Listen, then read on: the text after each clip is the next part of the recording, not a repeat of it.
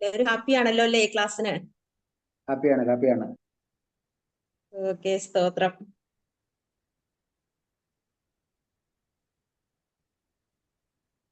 നമ്മുടെ കഴിഞ്ഞ ക്ലാസ്സിൽ ഞാൻ പറഞ്ഞ ഒന്ന് രണ്ട് കാര്യങ്ങൾ ഒന്ന് കറക്റ്റ് ചെയ്തുകൊണ്ട് നമുക്ക് മുന്നോട്ട് പോകാം.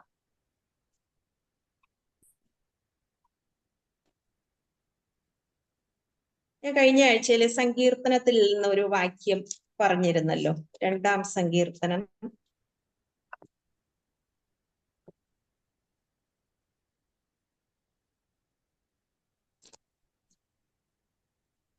2-ാം സങ്കീർത്തനത്തിന്റെ 6-ാം വാക്യം 7-ാം വാക്യം ഇങ്ങനെ പറഞ്ഞു: നീ എന്റെ പുത്രൻ, ഇന്ന് ഞാൻ നിന്നെ ജനിപ്പിച്ചിരിക്കുന്നു.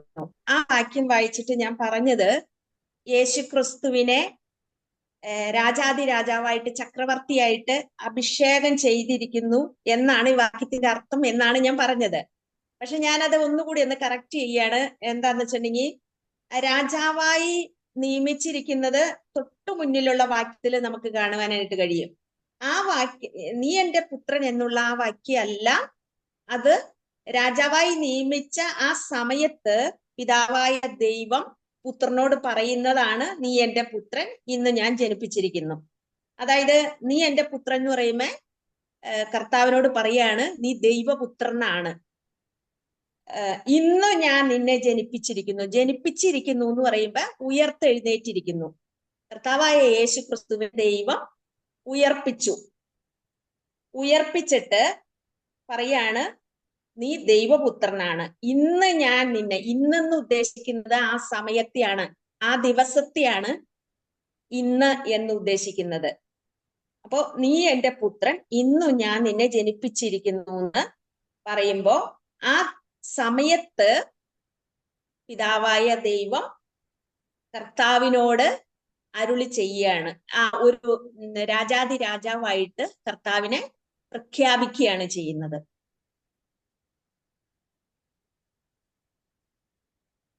മനസ്സിലായല്ലോ അല്ലേ? 6-ാം വാക്യത്തിലാണ് അതിന് ബാക്കി. 6-ാം വാക്യത്തിലാണ് കിടക്കുന്നത്. വിശുദ്ധ പർവ്വതമായ സീയോനിൽ ഞാൻ എന്റെ രാജാവിനെ വാഴിച്ചിരിക്കുന്നു. അതെ. എന്നിട്ട് ആ സമയത്ത് പറയുന്ന വാക്യമാണ്, നീ എന്റെ പുത്രൻ, ഇന്ന് ഞാൻ നിന്നെ ജനിപ്പിച്ചിരിക്കുന്നു എന്നുള്ളത്. നീ എന്റെ പുത്രൻ എന്ന് പറഞ്ഞ രാജാവായിട്ട് അഭിഷേകം ചെയ്ത് അതിലേ ഉദ്ദേശിക്കുന്നത്?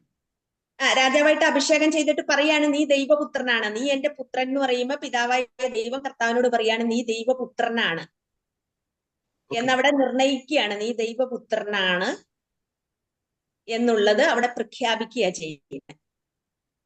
അപ്പോ ഇന്ന് ഞാൻ നിന്നെ ജനിപ്പിച്ചിരിക്കുന്നു പറഞ്ഞ കർത്താവ് യേശുക്രിസ്തുവിന്റെ ഉയർത്തെഴുന്നേൽപ്പ് അല്ലേ?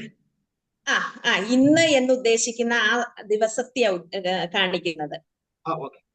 ജനിപ്പിച്ചിരിക്കുന്നു എന്ന് പറഞ്ഞാൽ ഉയർത്തെഴുന്നേറ്റിരിക്കുന്നു. മരിച്ചവരിൽ നിന്ന് ആദ്യ ഫലമായിട്ട് ഉയർത്തെഴുന്നേറ്റ കാര്യമാണ്. പലരും ഉയർത്തെഴുന്നേറ്റിട്ടുണ്ടെങ്കിലും വീണ്ടും മരിച്ചു. ലാസറിനെയൊക്കെ ഉയർപ്പിച്ചു, വിധവയുടെ മകനെ കർത്താവ് ഉയർപ്പിച്ചു, എങ്കിലും അവര് വീണ്ടും മരിച്ചുല്ലോ. പക്ഷെ യേശുക്രിസ്തു ആദ്യ ഫലമായിട്ട് മരിച്ചവരിൽ നിന്ന് ഉയർത്തെഴുന്നേറ്റിരിക്കുന്നു. ആദ്യഫലം ക്രിസ്തു, പിന്നെ ക്രിസ്തുവിനുള്ളവർ എന്നൊക്കെ നമ്മൾ കൊരിന്ത്യ ലേഖനത്തിൽ വായിക്കുന്നുണ്ടല്ലോ.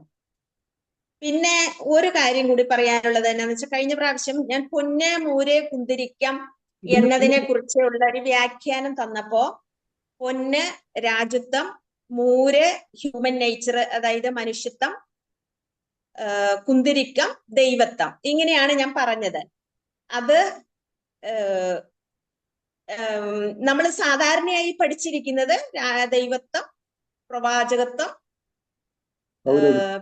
പൗരോഹിത്യം, ഇത് മൂന്നാണ് സാധാരണയായി പഠിച്ചു വന്നത്. ഞാനും ഇത്രയും നാള് 11 വർഷമായി തുടർച്ചയായി പഠിച്ചുകൊണ്ടിരിക്കുകയാണ്, അങ്ങനെയാണ് പഠിച്ചത്. പക്ഷേ ഇങ്ങനെ ഒരു വ്യാഖ്യാനം കേട്ടപ്പോൾ എനിക്കത് ശരിയെന്ന് തോന്നിയത് കൊണ്ടാണ് ഞാൻ നിങ്ങളോട് പറഞ്ഞത്. ഞാനത് അന്വേഷിച്ചു കൊണ്ടിരിക്കുകയാണ്. നിങ്ങൾക്ക് ശരിയെന്ന് തോന്നുന്നതും അന്വേഷിച്ച് നിങ്ങൾക്ക് ഏതെന്ന് കണ്ടുപിടിക്കാനുള്ള സ്വാതന്ത്ര്യമുണ്ട്. അതനുസരിച്ച് നിങ്ങൾ എടുത്താൽ മതി. എനിക്ക് കിട്ടിയ ഒരു അറിവ് ഞാൻ അവിടെ പകർത്തിയെന്നു മാത്രമേ ഉള്ളൂ കേട്ടോ. അടുത്തത് ഇന്ന് നമ്മൾ പഠിക്കുവാനായിട്ട് പോകുന്നത് യേശുക്രിസ്തുവിന്റെ ലൈഫും മിനിസ്ട്രിയും ഒക്കെ പഠിക്കുമ്പോൾ കർത്താവിന്റെ ആ ഒരു ബാക്ക്ഗ്രൗണ്ട് ഒക്കെ നമുക്ക് പഠിക്കണമല്ലോ. അപ്പോ യേശുക്രിസ്തുവിന്റെ ജനനത്തോടു കൂടിയാണ് ഈ ശിശുക്കളുടെ ജീവിതം, യഹൂദന്മാരുടെ ഇടയിൽ ശിശുക്കളുടെ ജീവിതത്തിന് പ്രാധാന്യമേറിയത്. അന്ന് വരെ യഹൂദന്മാരുടെ ഇടയില് ഈ ശിശുക്കളുടെ ആ ഒരു ശിശുക്കൾക്ക്, അതായത് ഒരു 12 വയസ്സ് വരെ അത്രയേറെ പ്രാധാന്യം അവർ കൊടുത്തിരുന്നില്ല. ഞാൻ പറഞ്ഞിട്ടുണ്ടല്ലോ, ഈ യഹൂദന്മാർക്ക് ഒത്തിരി അന്ധവിശ്വാസം ഉണ്ടെന്ന്. അങ്ങനെ അവർക്കൊരു അന്ധവിശ്വാസമായിരുന്നു, ഈ ഒരു ശിശു ജനിച്ചു കഴിഞ്ഞാൽ 12 വയസ്സാകുമ്പോൾ അവർക്ക് ആത്മാവ് വരികയുള്ളൂ അവരുടെ ഉള്ളിലേക്ക്. അങ്ങനെ ഒരു അന്ധവിശ്വാസം അവർക്കുണ്ടായിരുന്നു. അന്ന് വരെ അവരൊരു ജീവി മാത്രമാണെന്ന്. നമ്മൾ പഴയ നിയമമൊക്കെ എടുത്ത് പഠിക്കുമ്പോൾ നമുക്ക് കാണുവാനായിട്ട് കഴിയുമല്ലോ, ശലോമോന്റെ കാലത്തൊക്കെ ഈ ക്ഷാമം വന്നപ്പോ കുഞ്ഞുങ്ങളെ പുഴുങ്ങി തിന്നുകയൊക്കെ ചെയ്യുന്ന ഒരു അവസ്ഥയൊക്കെ. അപ്പൊ അത്രയേറെ പ്രാധാന്യമാണ് അന്നൊക്കെ യഹൂദന്മാരുടെ ഇടയിൽ കുഞ്ഞുങ്ങൾക്ക് ഉണ്ടായിരുന്നുള്ളൂ. 12 വയസ്സാകുമ്പോഴാണ് അവരൊരു ശരിക്കും ഒരു മനുഷ്യനാകുന്നത് എന്നൊരു അന്ധവിശ്വാസം അവരുടെ ഇടയിൽ ഉണ്ടായിരുന്നു. പക്ഷെ കർത്താവിന്റെ ജനനത്തോടു കൂടി ശിശുക്കൾക്ക് വളരെയേറെ പ്രാധാന്യം ലഭിക്കുവാനായിട്ടിടയായി. അപ്പോ യേശുക്രിസ്തുവിനെ കുറിച്ച് പഠിക്കുമ്പോൾ യേശുക്രിസ്തുവിന്റെ ജനനത്തെ കുറിച്ചൊക്കെ നമ്മൾ കഴിഞ്ഞ ആഴ്ച കണ്ടു. യേശുവിന്റെ ജീവിതത്തില് 4 കാര്യങ്ങള് നടന്നു. ഒന്ന് പരിച്ഛേദന, മറ്റൊന്ന് ദൈവാലയത്തിൽ കൊണ്ടുവരുന്നത്, മറ്റൊന്ന് വിദ്വാൻമാർ വന്ന് കാണുന്നത്, വീണ്ടും 4-ാമത്തെ പോയിന്റ് ഈജിപ്തിലേക്ക് ഓടിപ്പോകുന്നു. ഒന്നാമതായി പരിച്ഛേദന കാണുന്നു, രണ്ടാമതായി ദൈവാലയത്തിൽ കൊണ്ടുവരുന്നത്, 3 വിദ്വാൻമാര് വന്ന് കാണുന്നത്, 4 ഈജിപ്തിലേക്ക് ഓടിപ്പോകുന്നത്. അത് പരിച്ഛേദന ലൂക്കോസിന്റെ സുവിശേഷം 2-ന്റെ 21-ാം വാക്യത്തിൽ കാണുവാനായിട്ട് കഴിയും. 2-ന്റെ 21-ല് കാണാം. വീണ്ടും ദൈവാലയത്തിൽ കൊണ്ടുവരുന്നത് ലൂക്കോസിന്റെ സുവിശേഷം 2-ന്റെ 22 മുതൽ 39 വരെ വാക്യങ്ങളിൽ നമുക്ക് വായിക്കാം. 2-ന്റെ 22 മുതൽ 39 വരെയുള്ള വാക്യങ്ങളിൽ കാണുവാനായിട്ട് കഴിയും.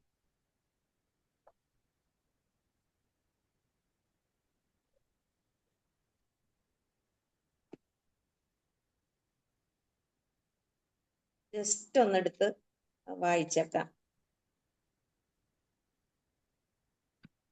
ലൂക്കോസിന്റെ സുവിശേഷം 2-ന്റെ 21-ാം വാക്യത്തില് പരിച്ഛേദന കഴിപ്പാനുള്ള 8 ദിവസം തികഞ്ഞപ്പോൾ അവൻ ഗർഭത്തിൽ ഉൽപ്പാദിപ്പിക്കും മുമ്പേ ദൂതൻ പറഞ്ഞതുപോലെ അവന് യേശു എന്ന് പേർ വിളിച്ചു.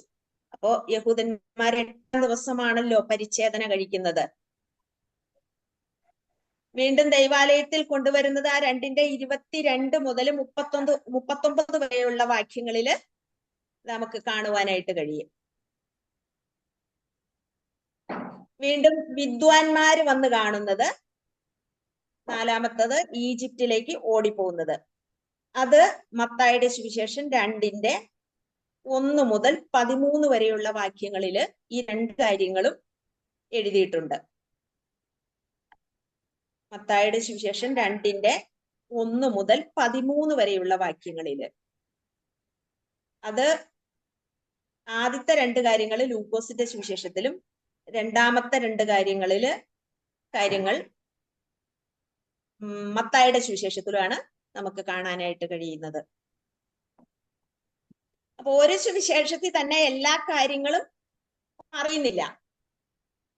അതുപോലെ തന്നെ യേശുക്രിസ്തു ബാലനായിരുന്നപ്പോൾ നസ്രയത്തിൽ വന്ന് താമസിച്ച കാര്യങ്ങളും വേദപുസ്തകത്തിൽ നമുക്ക് വിശദമായി കാണുവാൻ കഴിയുന്നില്ല. യേശുക്രിസ്തു, അതുകൊണ്ടാണല്ലോ പലരും ബാലനായിരുന്നപ്പോൾ എവിടെയായിരുന്നു എന്നൊക്കെ അന്വേഷിക്കുന്നത്. യേശുക്രിസ്തു നസ്രയത്തിൽ വന്ന് താമസിക്കായിരുന്നു ബാലനായിരുന്നപ്പോൾ. അതിന് വലിയ പ്രാധാന്യം ഈ സുവിശേഷങ്ങളിൽ അത് കൊടുക്കുന്നില്ല. കാരണം സുവിശേഷത്തിനായിരുന്നു അന്ന് പ്രാധാന്യം കൊടുത്തിരുന്നത്. ഗോസ്പലിന് പ്രാധാന്യം കൊടുക്കുവാനാണ് ദൈവം ആഗ്രഹിച്ചത്. യേശുവിനെ മടക്കി വിളിക്കുന്നത് ഹോശേയ-പ്രവചനത്തിലുണ്ട് സിസ്റ്ററെ. ഹോശേയ-പ്രവചനത്തില് മിസ്രയീമിൽ നിന്ന് മടക്കി വിളിക്കുന്നത് 11:2. 11:2. അതും കൂടി എഴുതി വെച്ചോ. അപ്പോ അനിവാര്യമല്ലാത്ത കാര്യങ്ങളില് ശ്രദ്ധ കേന്ദ്രീകരിക്കാതിരിക്കാൻ വേണ്ടി ദൈവം ചില കാര്യങ്ങളൊക്കെ അങ്ങ് മറച്ചു വെച്ചു.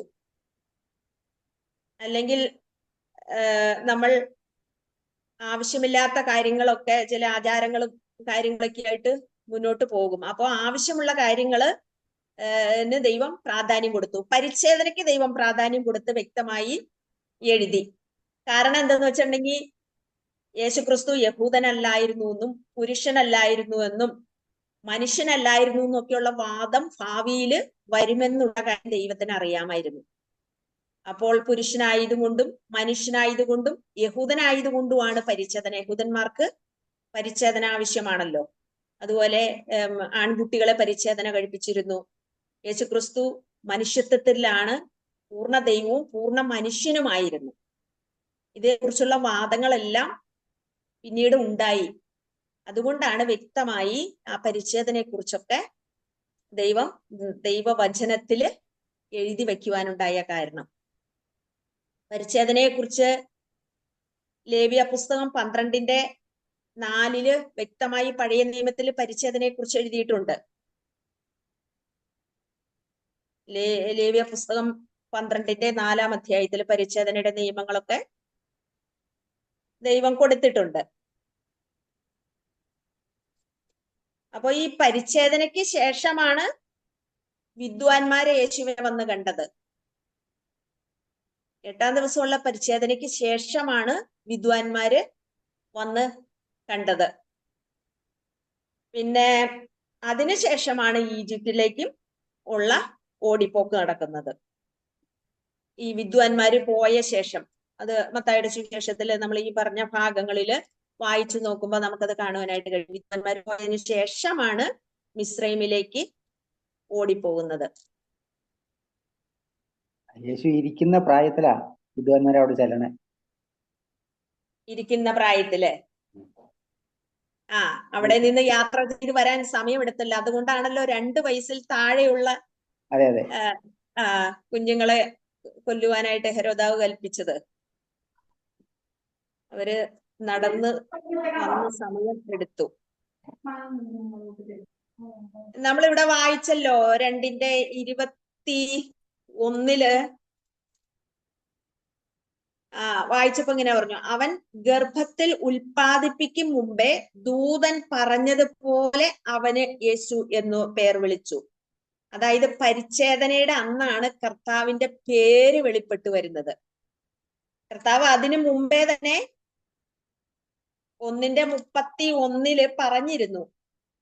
ലൂക്കോസിന്റെ സുവിശേഷം 1:31 ഇങ്ങനെ ദൈവം ദൂതൻ അറിയിച്ചിരുന്നു, നീ ഗർഭം ധരിച്ചൊരു മകനെ പ്രസവിക്കും, അവന് യേശു എന്ന് പേർ വിളിക്കണം എന്ന് പറഞ്ഞിരുന്നു. അപ്പൊ ഈ പേര് വെളിപ്പെടുത്തുന്നത് പരിച്ഛേദനയുടെ അന്നാ. കണ്ടോ, ദൂതൻ പറഞ്ഞതുപോലെ അവന് യേശു എന്ന് പേർ വിളിച്ചു. അപ്പൊ പിതാവായ ദൈവം പേര് യഹോശുവ എന്ന. ഇപ്പോ നമ്മുടെ പേര് ഏത് ഭാഷയിൽ ചെന്നാലും ആ ഇട്ട പേര് തന്നെയായിരിക്കും അല്ലെ. ഇപ്പൊ എൽദോസ് എന്ന പേര് അല്ലെങ്കിൽ പൗലോസ് എന്ന പേര് ഏത് ഭാഷയിൽ ചെന്നാലും പൗലോസ് എന്ന് വിളിക്കുള്ളൂ. അതുപോലെ യഹോശുവ എന്ന പേര് യഹോശുവ എന്ന് തന്നെയാണ് നമ്മൾ പറയേണ്ടത്.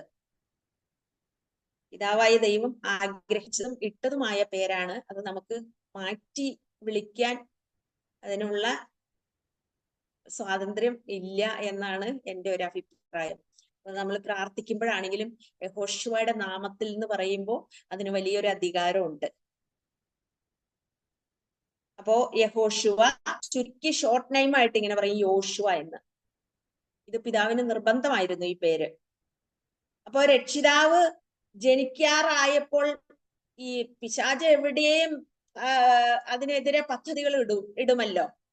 ജനിക്കാറായപ്പോൾ യഹൂദ ഇസ്രായേലിൽ വളരെയധികം കുഞ്ഞുങ്ങൾക്ക് ഈ പേര് ഇട്ടിരുന്നു. യഹോശുവ എന്നുള്ള പേര് വളരെയധികം കുഞ്ഞുങ്ങൾക്ക്, അവർ പല കുഞ്ഞുങ്ങൾക്കും അങ്ങനെയുള്ള പേരുകൾ ഇടുമായിരുന്നു. ഒരു കോമൺ ആയിരുന്നു ഈ കാലഘട്ടത്തിൽ ഈ പേര്.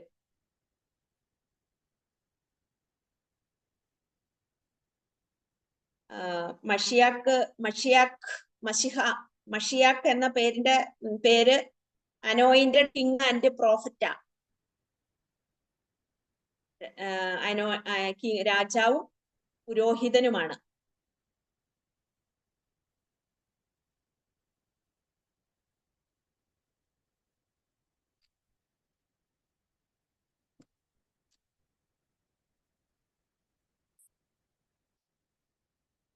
അതുപോലെ ഇസ്രായേൽ ദേശത്തെ കുറിച്ച് നമ്മൾ പറയുമ്പോൾ യഹൂദിയ, ശമരിയ, ഗലീല, ഇങ്ങനെ 3 പ്രദേശങ്ങളാണ് ഇസ്രായേൽ ദേശത്ത്. ശമരിയ, യഹൂദിയ, ഗലീല. ഈ ശമരിക്ക് മുകളിലാണ് ഗലീല എന്ന് പറയുന്ന സ്ഥലം. ശമരിക്ക് താഴെയാണ്, യഹൂദിയാണ് ഏറ്റവും, അതിന്റെ ഭൂപടം എടുത്ത് നോക്കുമ്പോൾ നമുക്ക് മനസ്സിലാക്കുവാനായിട്ട് കഴിയും, യഹൂദിയാണ് ഏറ്റവും താഴെ കിടക്കുന്നത്. നടുക്ക് ശമരിയ, പിന്നെ ഏറ്റവും മുകളിലാണ്, ഏറ്റവും വടക്ക് ആണ് ഗലീല കിടക്കുന്നത്. അതുകൊണ്ടാണല്ലോ ഈ ഗലീലയിലുള്ളവരൊക്കെ യഹൂദിയയിലേക്ക്, യെരുശലേം ദേവാലയത്തിലേക്ക് കടന്നു വരുമ്പോൾ ശമരിയ കൂടിയിൽ അവര് കടന്നു വരില്ല. കാരണം ശമരിയിലുള്ള യഹൂദന്മാരായിട്ട് അവർ അംഗീകരിച്ചിട്ടില്ല. മിക്സഡ് ആയിരുന്നു. നമുക്ക് പഴയ നിയമമൊക്കെ പഠിക്കുമ്പോൾ അശൂർ രാജാവ് യഹൂദന്മാരെ, ഇസ്രായേലിനെ അടിമത്തത്തിലേക്ക് കൊണ്ടുപോയതിനു ശേഷം അവിടെ നിന്നുള്ളവരെ ഇവിടെ കൊണ്ടുവന്ന് പാർപ്പിച്ച് ഒരു മിക്സഡ് ആയിട്ടുള്ള ജനമായിരുന്നു ശമരിയയിൽ ഉണ്ടായിരുന്നത്. അതുകൊണ്ട് അവരെ ഒരു ഐത്തം പോലെ കൽപ്പിച്ചിരുന്നു യഹൂദന്മാര് ശമരിയയിലുള്ളവരെ. ശമരിയ തൊടാതെ ആയിരുന്നു ഗലീലയിലുള്ളവര് യെരുശലേം ദേവാലയത്തിലേക്ക് പെരുന്നാളുകൾക്കൊക്കെ കടന്നു വരുന്നത്. അത് യോർദാനിന്റെ സൈഡിലൂടെ ക്രോസ് ആയിട്ട് കടന്ന് നേരെ യഹൂദിയിലേക്ക് കടന്നു വരികയാണ് ചെയ്യുന്നത്. അങ്ങനെയാ ഇവര് യാത്ര ചെയ്തു. അപ്പോൾ ചുറ്റിക്കറങ്ങി ഇവർക്ക് വരണം. കൂടുതൽ ദൂരം യാത്ര ചെയ്യേണ്ടി വന്നിരുന്നു. യോർദാന്റെ കിഴക്കൻ ഭാഗത്തെ ഇവർ വിളിച്ചിരുന്നത് യോർദാനക്കര എന്നാണ്. അവിടെ പെറിയ എന്നൊരു സ്ഥലമുണ്ട്, പക്ഷെ ഈ പേര് അവർ ഉച്ചരിക്കാറില്ല. യോർദാനക്കര എന്ന് മാത്രമാണ് ഇവര് പറഞ്ഞിരുന്നത്.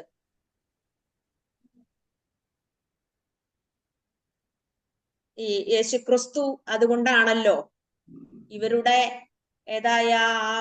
അതിനെയൊക്കെ ഖണ്ഡിച്ച് ശമരിയയിൽ കൂടി കിടക്കില്ല, ശമരിയക്കാരുമായിട്ട് യാതൊരു ബന്ധവും ഇല്ല, അതിനെ ഖണ്ഡിച്ചു കളഞ്ഞു. കർത്താവായ യേശുക്രിസ്തു ശമരിയിൽ കൂടി കടക്കേണ്ടി വന്നു എന്ന് നമ്മൾ യോഹന്നാന്റെ സുവിശേഷത്തിൽ വായിക്കുന്നുണ്ട്. യേശുക്രിസ്തു അതിനുവേണ്ടി തന്നെയാണ് ശമരിയിൽ കൂടി യാത്ര ചെയ്ത് ശമരിയ സ്ത്രീയുമായിട്ട് സംസാരിക്കുകയും ശമരിയ സ്ത്രീ കർത്താവിനെ സ്വീകരിക്കുകയും ഒക്കെ ചെയ്തത്. ഗലീല കടലിനെ കുറിച്ച് പഠിക്കുമ്പോൾ പല പേരുകളിലും അറിയപ്പെടുന്നുണ്ടല്ലോ. ഗന്നസരേത്ത് തടാകം, ഗലീല കടല്, തിബരിയാസ് കടല് എന്നൊക്കെ അറിയപ്പെടുന്നുണ്ട്. കിന്നരേത്ത്, പഴയ നിയമത്തിൽ യോശുവയുടെ പുസ്തകത്തിൽ നമ്മൾ കാണുന്നുണ്ട് കിന്നരേത്ത് തടാകം. യോശുവയുടെ പുസ്തകം 19:35 വാക്യത്തിൽ കാണുന്നുണ്ട് കിന്നരേത്ത് തടാകം എന്ന് കാണുന്നുണ്ട്. തടാകം എന്നല്ല, കിന്നരേത്ത് എന്ന് പറയുന്ന സ്ഥലത്തെ കുറിച്ച് കാണുന്നുണ്ട്. അപ്പൊ ആ സ്ഥലവുമായിട്ട് ബന്ധപ്പെട്ടാണ് ഈ തടാകത്തിന് ആ പേര് വന്നതെന്നാണ് പറയുന്നത്. ഗന്നസരേത്ത്, കിന്നരേത്ത് എന്ന് പറയുന്ന സ്ഥലം തന്നെയാണ് ഗന്നസരേത്ത്. പിന്നെ ഗലീല കടൽ, അത് വലിയൊരു കടലല്ല, നമുക്കറിയാലോ, ഒരു ചെറിയൊരു തടാകം പോലെയുള്ളൊരു സ്ഥലമാണ്. അതിന് ഗലീല കടൽ. അവിടെയെങ്കിലും ഇസ്രായേലില് വലിയ കടലൊന്നുമില്ല. നമ്മളൊക്കെ, അവർക്ക് അതൊരു വലിയ കടലായിട്ട് കടല് പോലെ തോന്നിയിരിക്കുക. വേറെ കടലൊന്നുമില്ല. പക്ഷെ നമ്മൾ എത്രയോ കടല് കണ്ടവരാ അല്ലേ? പടിഞ്ഞാറേ അതിര് കടലാണ്. ഏ ഇസ്രായേലിന്റെ പടിഞ്ഞാറേ അതിര് കടലാണ്. ഏത് കടല്? മെഡിറ്ററേനിയൻ കടല്. മെഡിറ്ററേനിയൻ കടല്. പക്ഷെ ഇസ്രായേലിന്റെ പടിഞ്ഞാറേ അതിര് തെക്ക് വടക്ക് മെഡിറ്ററേനിയൻ കടലാണ്. ഈ ഗലീലയിൽ ഉള്ളവരൊക്കെ ഇതൊക്കെ ആയിരിക്കാം കണ്ടിരിക്കുന്നത്. ഇത് അവർക്കൊരു വലിയ കടലായി തോന്നിയിരിക്കാം. അതായിരിക്കാം. ഇതൊരു ശുദ്ധജല തടാകമാണ്. ഇതൊരു തടാകം മാത്രം, അത്രേ ഉള്ളൂ, ഒരു തടാകം പോലെയാണ്. അതിന്റെ മുകളിലൊരു മെരോ തടാകമുണ്ട്, ഗലീലയുടെ മുകളില്. തടാകം യോർദാൻ നദി വന്ന് ചാടുന്നത് മെരോ തടാകത്തിലാദ്യം. അവിടുന്നാണ് ഗലീല കടലിൽ വന്നെ. അവിടുന്ന് പിന്നെ തെക്കോട്ട് വഴിയാണ് ചാവുകടലിലേക്ക് വരുന്നത്. മറ്റേ ഇവിടെ നിന്ന് ഉത്ഭവിച്ചിട്ട് ഈ ഹർമോനിയ പർവ്വതത്തിൽ നിന്ന് ഉത്ഭവിച്ച് ചെറുതായി ചെറുതായി ചെറുതായി വരും. അതിന്റെ ഇടയ്ക്ക് 2-3 തോടുകളൊക്കെ ചേരുന്നുണ്ട്. തോടൊക്കെ അതിനകത്തൊക്കെ ചേരണം. അപ്പൊ ഈ സെക്കൻഡ് റോമൻ ചക്രവർത്തിയുടെ പേരാണ് ഈ തിബറിയാസ്. തിബറിയാസ് കടല്, തിബറിയാസ് എന്നുള്ള പേര് വരാൻ കാരണം ആ പേരിൽ തന്നെയാണ്. റോമക്കാരാണല്ലോ പിന്നീട് ആ ഭാഗങ്ങളൊക്കെ ഭരിച്ചത്. അപ്പോ കർത്താവിന്റെ 95% സമയവും ചെലവഴിച്ചത് ഗലീലയിലാണ്.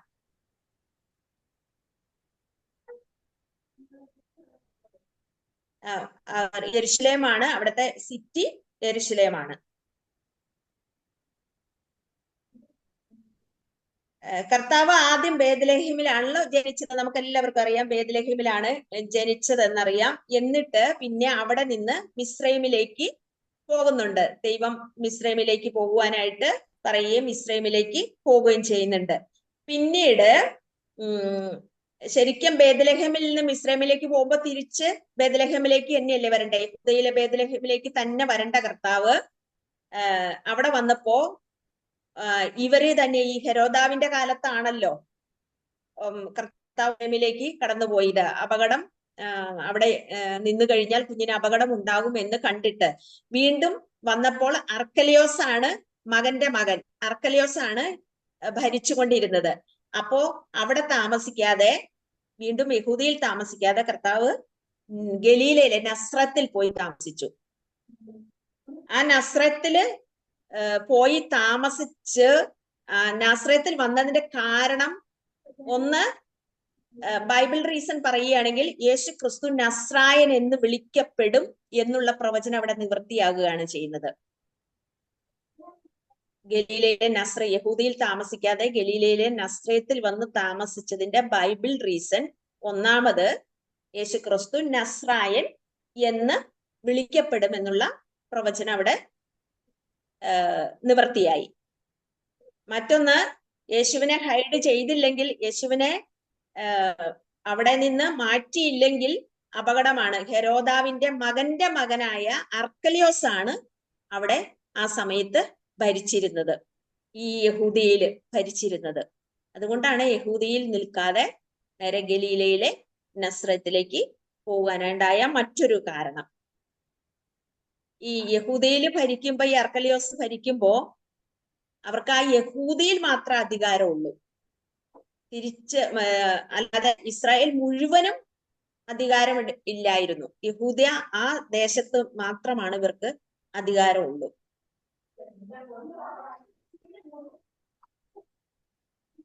അത് വലിയ ഹെരോദാവിന്റെ മകനാ സിസ്റ്റർ.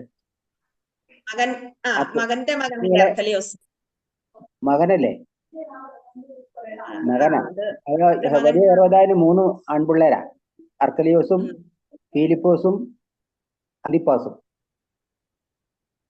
അതിൽ ഫിലിപ്പോസിന്റെ ഭാര്യനെയാണ് അന്തിപ്പാസ് ഭാര്യയായിട്ട് എടുത്തത്. ആയിക്കോട്ടെ. ക്ലാസ്സിനിടയിൽ ഇങ്ങനെ സംസാരിക്കാൻ നമുക്ക് ക്ലാസ് മുന്നോട്ട് പോകാൻ പ്രയാസമുണ്ട്. ഓക്കെ. ഗലീലയിലെ യഹൂദയിൽ നിന്ന് 80 മൈൽ ദൂരമാണ് ശമരയുടെ യഹൂദയിൽ നിന്ന് 80 മൈൽ ദൂരം നടന്ന് ശമരയുടെ താഴെ ക്രോസ് ചെയ്ത് യോർദാൻ നദിയുടെ കിഴക്കേ തീരത്തുകൂടി നടന്നാണ് ഗലീലയിലെ നസ്രയത്തിൽ വരുന്നത്. അതായത് യഹൂദയിൽ നിന്ന് 80 മൈൽ ദൂരമുണ്ട്. ഞാൻ ആദ്യം പറഞ്ഞതുപോലെ ശമരയിലേക്ക് പ്രവേശിക്കുന്നില്ല അവര്. യോർദാൻ നദിയുടെ കിഴക്കേ തീരത്തുകൂടി നടന്നിട്ട് ഗലീലയിലെ നസ്രയത്തിൽ വരികയാണ് ചെയ്യുന്നത്. നസ്രയത്ത് എന്ന് പറയുന്നത് ഒരു ഒറ്റപ്പെട്ട സ്ഥലം. അവിടെ ആരും നസ്രയത്തിൽ താമസിക്കുവാനായിട്ട് ആഗ്രഹിക്കില്ല. നമ്മൾ ആണെങ്കിലും ഏതെങ്കിലും ഒരു ദേശത്ത് ചെല്ലുകയാണെങ്കിൽ നമ്മൾ ഏറ്റവും സ്റ്റാൻഡേർഡ് ഉള്ള സ്ഥലം നോക്കി തിരഞ്ഞെടുക്കും അല്ലേ താമസിക്കുവാനായിട്ട്. ചീപ്പായിട്ടുള്ള സ്ഥലങ്ങളൊന്നും നമ്മൾ ആഗ്രഹിക്കുന്നില്ല അങ്ങനെ താമസിക്കുവാനായിട്ട്. ഇവിടെ ഇത് തന്നെയാണ് ഇസ്രായേലിലും ഇതുപോലെ തന്നെ നസ്രത്ത് എന്ന ഗ്രാമത്തിൽ താമസിക്കുവാനായിട്ട് ആരും തന്നെ ആഗ്രഹിക്കത്തില്ല. കാരണം അതിനു ചുറ്റും വേറെ സ്ഥലങ്ങൾ ഇസ്രായേലിൽ കിടക്കുകയാണ്. ഏറ്റവും ഫെർട്ടിലിറ്റി ആയിട്ടുള്ള സ്ഥലങ്ങളൊക്കെയാണ് ഗലീല കടലിന്റെ ചുറ്റുമുള്ള സ്ഥലങ്ങളൊക്കെ. ബെത്സൈദ, കബർനഹൂം, ഗന്നസരത്ത് തുടങ്ങിയ സ്ഥലങ്ങളൊക്കെ ഏറ്റവും ഫെർട്ടിലിറ്റി ആയിട്ടുള്ള ഏറ്റവും വളക്കൂറുള്ള സ്ഥലങ്ങളാണ്. ഈ ഗലീല കടലിന് ചുറ്റുമുള്ള ബെത്സൈദ, കബർനഹൂം, ഗന്നസരത്ത് തുടങ്ങിയ സ്ഥലങ്ങള്. അതുപോലെ തന്നെ ഈ ഗലീല കടലിലെ മത്സ്യത്തെ കുറിച്ച് പറയുകയാണെങ്കിൽ വളരെ സ്വാദുള്ളതാണെന്ന് പറയുന്ന ഗലീല കടലിലെ മീൻ. അത് നമ്മുടെ അനിൽ സാറൊക്കെ പറഞ്ഞു കേട്ടിട്ടുണ്ട്. ഇസ്രായേലിലൊക്കെ പോകുമ്പോ പിന്നെ പീറ്റേഴ്സ്ബർഗ് എന്നും പറഞ്ഞ് ഒരു ഹോട്ടലുണ്ട്. അല്ല, പീറ്റേഴ്സ് ഫിഷ്. വലിയ സ്വാദാന്ന് പറയണേ. അത് അങ്ങനെ തന്നെ ചെതുമ്പലൊന്നും കഴിയാതെ അങ്ങനെ തന്നെ വറുത്ത് കൊണ്ടുവന്ന് വയ്ക്കും. അത് നമുക്ക്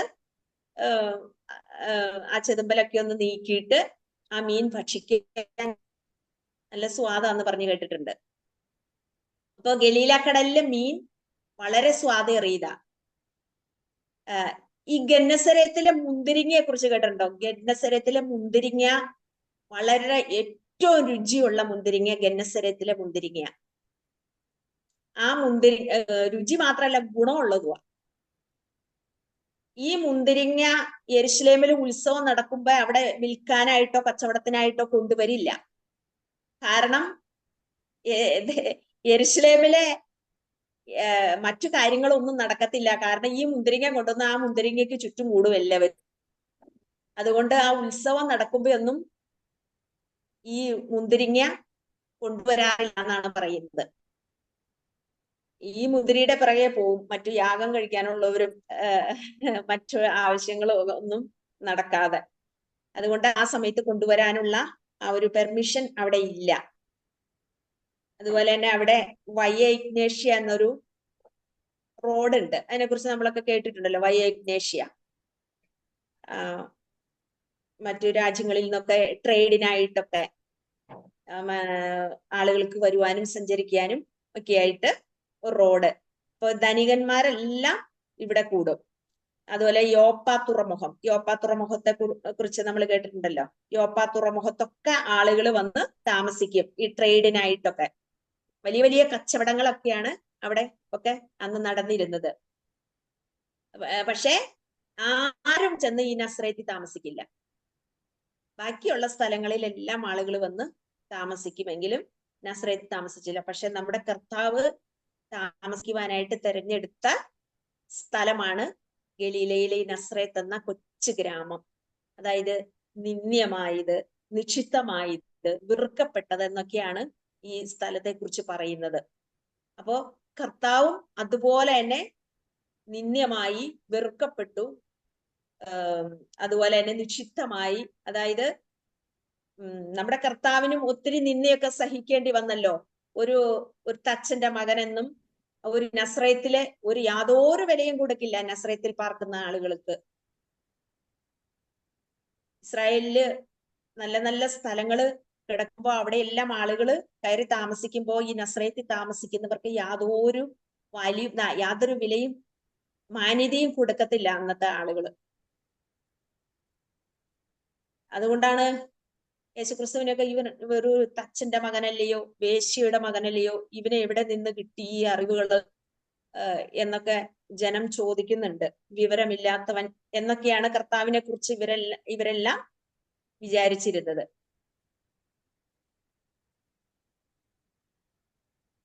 സാമ്പത്തികമായി വളരെ ഭാരം വളരെ താഴ്ന്നവരാണ് നസ്രയത്തില് വന്ന് താമസിക്കുന്നത്. അല്ലാത്തവരൊക്കെ യെരുശലേമിലും ഖബർനഹൂമിലും ബെത്സൈദയിലും ഗെനസരേത്തിലും ഒക്കെ പോയി സാമ്പത്തികമുള്ളവര്, കാശുള്ളവരൊക്കെ അവിടെ പോയി താമസിക്കും.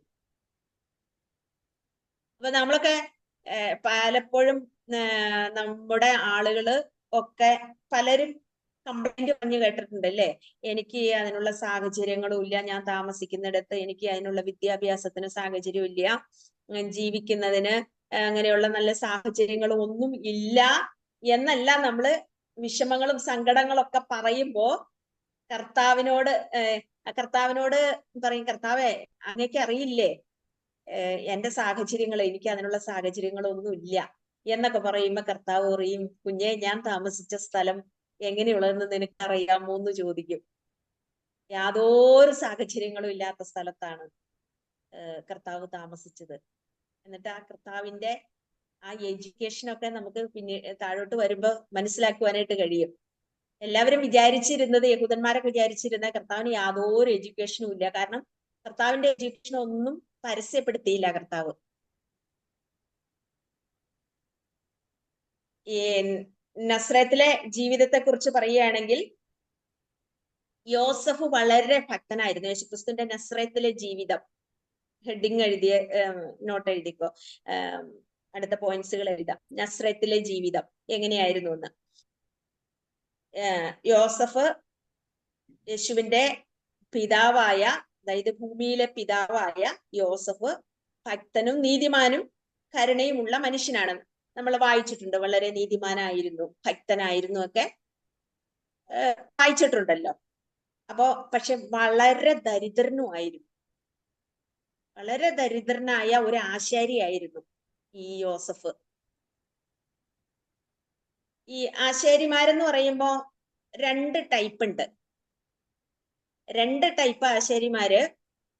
ഈ നമ്മൾ ഇന്നത്തെ കാലത്തെ രീതിയിൽ പറയുകയാണെങ്കിൽ ഈ പോളിടെക്നിക് ഒക്കെ പഠിച്ചിട്ട് സർട്ടിഫിക്കറ്റ് ഒക്കെ കൈവശമാക്കി ലൈസൻസോട് കൂടി പണിയുന്ന വർക്ക് എടുക്കുന്ന ആളുകള്. ഗ്രീക്കിലൊക്കെ പോയി പഠിച്ചിട്ടാണ് ആ സർട്ടിഫിക്കറ്റ് ഒക്കെ അവർ സ്വന്തമാക്കിയിട്ട് അവർക്ക് ലൈസൻസ് ഉണ്ട്, വലിയ വലിയ വർക്കൊക്കെ പിടിക്കുവാനുള്ള ലൈസൻസ് അവർക്കുണ്ട്. അങ്ങനെയുള്ളവരുമുണ്ട്. അതുകൂടാതെ അവരുടെ കീഴിൽ നിന്ന് അസിസ്റ്റന്റ് ആയിട്ട് പണിയുന്ന ആശാരിമാരും ഉണ്ട്. അവർക്കൊക്കെ ചെറിയ ചെറിയ വർക്കുകളൊക്കെയാണ് അവർക്ക് കിട്ടുകയുള്ളൂ. വലിയ വർക്കുകളൊന്നും പിടിക്കാനുള്ള ലൈസൻസ് ഒന്നും അവരുടെ കയ്യിലില്ല. അങ്ങനെ ഈ ചെറിയ ചെറിയ വർക്ക് ചെയ്യുന്ന ഒരു മനുഷ്യനായിരുന്നു യോസഫ്. ലൈസൻസ് ഒന്നും ഇല്ലാത്ത, സർട്ടിഫിക്കറ്റ് ഒന്നും ഇല്ലാത്ത ഒരു മനുഷ്യനായിരുന്നു. മറ്റ് പണിക്കാരുടെ കൂടെ നിന്നിട്ടാണ് ഇവർക്ക് പണിയാനായിട്ട് കഴിയുള്ളൂ. ഇവർക്ക് ചെറിയ ശമ്പളവും മാത്രമാണ് ഇവർക്ക് കിട്ടിയിരുന്നത്.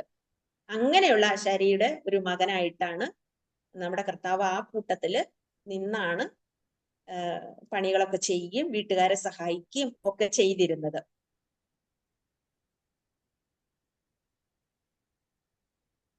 ഈ ഇസ്രായേൽ ദേശമൊക്കെ റീബിൽഡ് ചെയ്തത്, ഇതുപോലെയുള്ള പണിക്കാരെയൊക്കെ വെച്ചിട്ട് റീബിൽഡ് ചെയ്തത് റോമാക്കാരാ.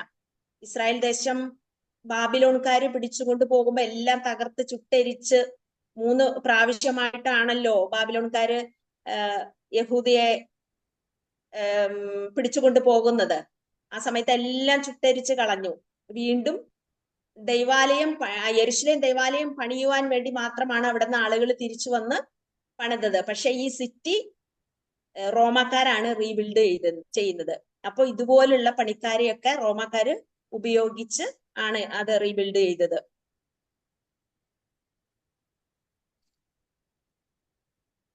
ഈ ബാലനായ യേശു വിശുദ്ധ പ്രജയാണെന്നുള്ള കാര്യം മറിയമിനും യേശുവിനും നല്ല നിശ്ചയം ഉണ്ടായിരുന്നു. അവർക്കറിയായിരുന്നു. അന്ന് ദൂതൻ പ്രത്യക്ഷനായി ദൈവം യേശു ക്രിസ്തുവിനെ ജനനത്തെ കുറിച്ച്, കർത്താവായ യേശുവിന്റെ ജനനത്തെ കുറിച്ച് മറിയമ്മനോട് പറയുമ്പോൾ മറിയ എല്ലാം ഹൃദയത്തിൽ സംഗ്രഹിച്ചിരുന്നു. അപ്പൊ അവർക്ക് നല്ല അറിവുണ്ടായിരുന്നു ഇത് വിശുദ്ധ പ്രജയാണെന്നുള്ള ആ ഒരു വിഷയത്തെക്കുറിച്ച് മറിയമ്മനും യോസഫിനും നല്ല അറിവുണ്ടായിരുന്നു. തൈരും തേനും കഴിച്ചാണ് യേശുക്രിസ്തു ജീവിച്ചത്. ആ വാക്യം നമുക്ക് കാണുവാനായിട്ട് കഴിയും. യെശയ്യാവിന്റെ പുസ്തകം 7:15 വാക്യത്തില് ആ വാക്യം കിടക്കുന്നുണ്ട്. യേശുക്രിസ്തു തൈരും തേനും കഴിച്ചു ഉപജീവിച്ച കാര്യം.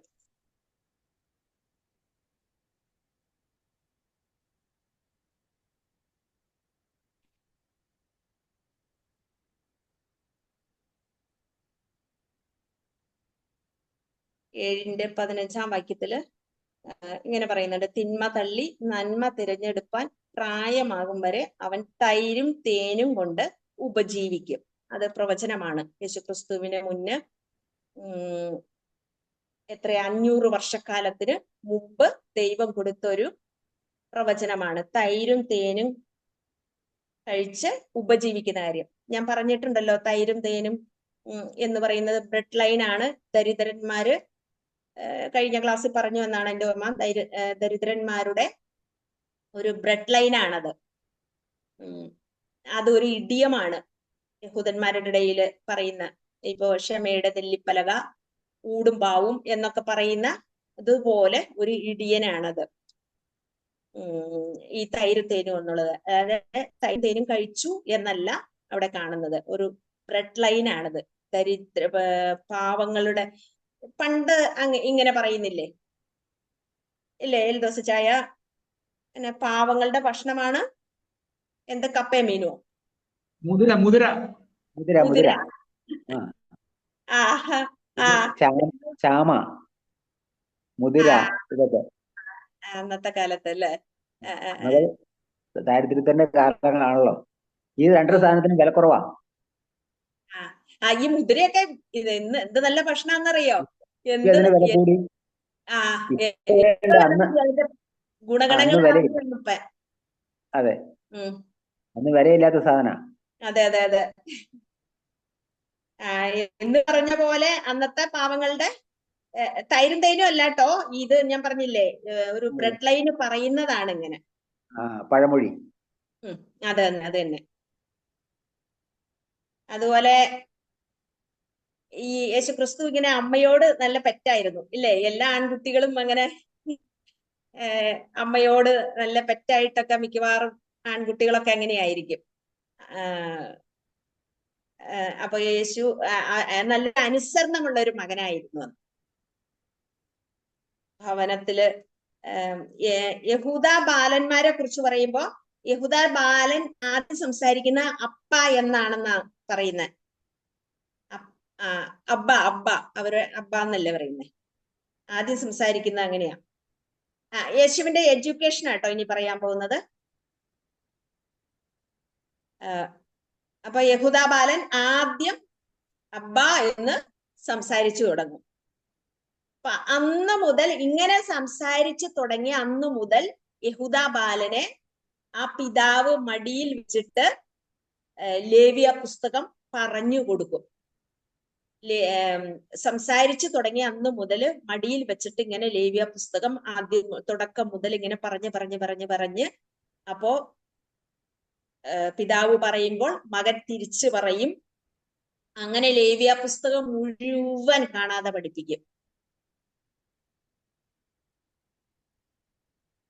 അപ്പോ ഇത് കേട്ടാണ് ആ കുഞ്ഞ് പഠിക്കുന്നത്. 6 വയസ്സ് വരെ ഭവനത്തിനകത്ത് നിന്നാണ് വിദ്യാഭ്യാസം കൊടുക്കുന്നത്. 6 വയസ്സ് വരെ ഒരു യഹൂദ ബാലൻ ജനിച്ചു കഴിഞ്ഞാൽ ഭവനത്തിനകത്ത് നിന്ന് പിതാവിൽ നിന്നാണ് ആ വിദ്യാഭ്യാസം കൊടുക്കുന്നത്. അങ്ങനെ വിദ്യാഭ്യാസം കൊടുക്കാൻ കഴിവില്ലാത്ത പിതാവാണെങ്കിൽ മാത്രമാണ് മറ്റൊരാളെ ഭവനത്തിൽ കൊണ്ടുവന്ന് മറ്റൊരു അധ്യാപകനെ ആ കുഞ്ഞിനു വേണ്ടി നിയമിക്കുന്നത്. സാധാരണ ഒരു അപ്പന്റെ ചുമതലയാണ് ഈ 6 വയസ്സ് വരെ കുഞ്ഞിന് വിദ്യാഭ്യാസം കൊടുക്കുക എന്നുള്ളത്. അങ്ങനെ 6 വയസ്സാകുമ്പോ ഈ കുഞ്ഞിനെ സിനഗോഗിൽ കൊണ്ടുവരും. 6 വയസ്സാകുമ്പോഴാണ് സിനഗോഗില് കുഞ്ഞുങ്ങളെ കൊണ്ടുവരുന്നത്. 6 വയസ്സാകുമ്പോഴേക്ക് ഈ കുഞ്ഞ് ഒരക്ഷരം പോലും തെറ്റാതെ ഇത് പറഞ്ഞു കേൾപ്പിക്കണം. ഈ ലേവ്യ പുസ്തകം ഒരക്ഷരം പോലും തെറ്റാതെ പറഞ്ഞു കേൾപ്പിച്ചെങ്കിൽ മാത്രമാണ് അടുത്ത സെക്ഷൻ വിദ്യാഭ്യാസം കുഞ്ഞിന് കൊടുക്കുവാനായിട്ട് കഴിയുകയുള്ളൂ.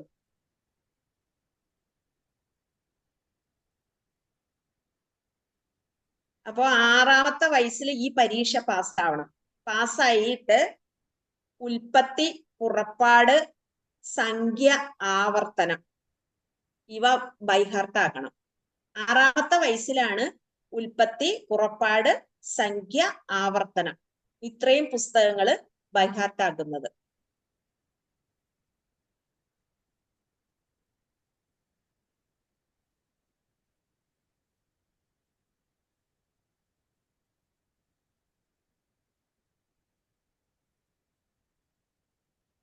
വീണ്ടും അതോടൊപ്പം തന്നെ ഈ പുസ്തകങ്ങൾ ബൈഹാർട്ട് ആക്കുന്നതിനോടൊപ്പം തന്നെ തനാക്ക് എന്ന് പറയുമ്പോൾ തോറ, നബീം, കെത്തുബീം. തോറ എന്ന് പറയുന്നത് 5 ന്യായപ്രമാണ പുസ്തകങ്ങള്. ന്യായപ്രമാണ പുസ്തകങ്ങളാണ് തോറ എന്ന് പറയുന്നത്. നബീം എന്ന് പറയുന്നത് പ്രവാചക പുസ്തകങ്ങള്, പ്രവചന പുസ്തകങ്ങള്. കെത്തുബീൻ എന്ന് പറയുന്നത് കാവ്യ പുസ്തകങ്ങള്, അതായത് സദൃശ്യവാക്യം, സങ്കീർത്തനങ്ങള്, സഭാപ്രസംഗി, ഇങ്ങനെയുള്ള കാവ്യ ഈ യോബിന്റെ പുസ്തകങ്ങളൊക്കെ കാവ്യ പുസ്തകങ്ങളാണ്. ഇങ്ങനെയുള്ള കാവ്യ പുസ്തകങ്ങള് ഇതിന്റെ എല്ലാം കണ്ടന്റ് പഠിച്ചിരിക്കണം. ഈ 6ാമത്തെ വയസ്സില് ആദ്യത്തെ പരീക്ഷ പാസ്സായതിനു ശേഷം 6ാമത്തെ വയസ്സില് ഉൽപ്പത്തി, പുറപ്പാട്, സംഖ്യ, ആവർത്തനം ഇവ ബൈഹാർട്ടാക്കുകയും പിന്നെ തോറ, നബീം, കെത്തുബീൻ ഈ പുസ്തകങ്ങളുടെ എല്ലാം ഒരു കണ്ടന്റ് പഠിച്ചിരിക്കണം. അതിൻ്റെ അകത്ത് എന്താണ് എന്നുള്ളത് വ്യക്തമായി അറിഞ്ഞിരിക്കണം. ഇത്രയും പഠിച്ചു കഴിയുമ്പോൾ 2ാമത്തെ എക്സാം യെരുശലേം ദേവാലയത്തിൽ വെച്ച് നടക്കും. ഇത്രയും പഠിച്ചു കഴിയുമ്പോൾ ഒരു യഹൂദ ബാലന്റെ വിദ്യാഭ്യാസത്തെ കുറിച്ചാണ് പറയുന്നത്. ഒരു എക്സാം കൂടി നടക്കും. ആ സമയത്ത് പാസ്സാകുന്ന എക്സാമിന്റെ പേരാണ്, ഇത്രയും പഠിച്ചതിന് ശേഷം പാസ്സാകുന്ന എക്സാമിന്റെ പേരാണ് ബാർ മിഷ്വ. അതായത് സ്പെല്ലിംഗ് പറയാം,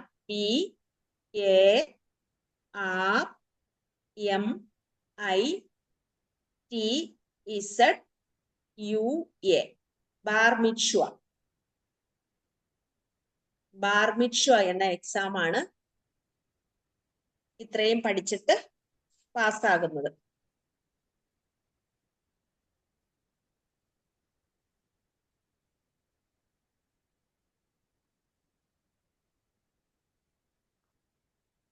ഈ ബാർ മിഷ്വ എന്നാൽ ദോശ ചായ അതിന്റെ സ്പെല്ലിംഗ് ഒന്നുകൂടെ പറഞ്ഞേ. BARMITZUA, ബാർ മിഷ്വ എന്ന എക്സാം ആണ് ഈ തനാക്കും ഉൽപ്പത്തിയും പുറപ്പാടും സംഖ്യയും ആവർത്തനവും പഠിച്ചു കഴിയുമ്പോഴേക്കും പാസ്സാകുന്നത്. അപ്പോഴേക്കും 12 വയസ്സായിട്ടുണ്ടാവും.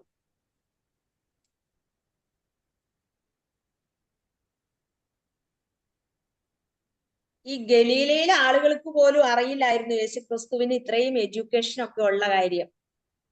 അത് യേശുക്രിസ്തുവിന്റെ എഡ്യൂക്കേഷന്റെ ബാക്ക്ഗ്രൗണ്ടിനെ കുറിച്ച് ഗലീലയിൽ താമസിക്കുന്ന ആളുകൾക്ക് പോലും അറിയില്ലായിരുന്നു. അതുകൊണ്ടാണല്ലോ മറ്റുള്ളവരെ കർത്താവിനെ വിമർശിച്ചത്. ഇവൻ വിദ്യാഭ്യാസം ഇല്ലാത്തവനാ ആണ്, ഇവൻ ഒരു തച്ചന്റെ മകനല്ലയോ എന്നൊക്കെ ആളുകള് ചോദിക്കാനായിട്ടുണ്ടായ കാര്യം. ഈ അന്ന് നിലനിന്ന സ്കൂളൊക്കെ ആയിരുന്നല്ലോ ഗമാലിയലിന്റെ സ്കൂള്, ഹില്ലേലിന്റെ സ്കൂളൊക്കെ. അവിടെയൊന്നും കർത്താവ് പോയി പഠിക്കാൻ പോയില്ല. അവരൊക്കെ ഭയങ്കര വലിയ വലിയ ജ്ഞാനികളൊക്കെ ആയിരുന്നു. പക്ഷെ കർത്താവ് അവിടെ ഒന്നും പോയി പഠിക്കാൻ പോയില്ല. അതുകൊണ്ട് ആർക്കും അറിയില്ലായിരുന്നു കർത്താവിന്റെ എഡ്യൂക്കേഷനെ കുറിച്ചൊന്നും.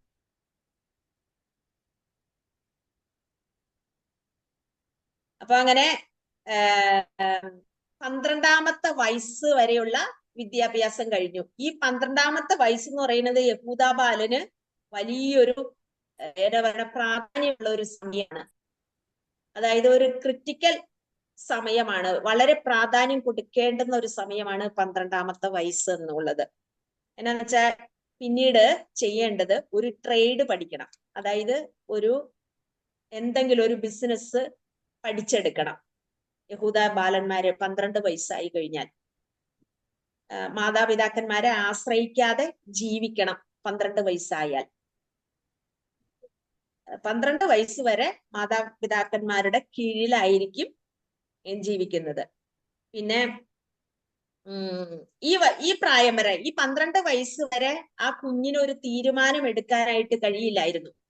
കാരണം ഇവരുടെ ആശ്രയത്തിലാണ് ആ കുഞ്ഞ് ജീവിക്കുന്നത്.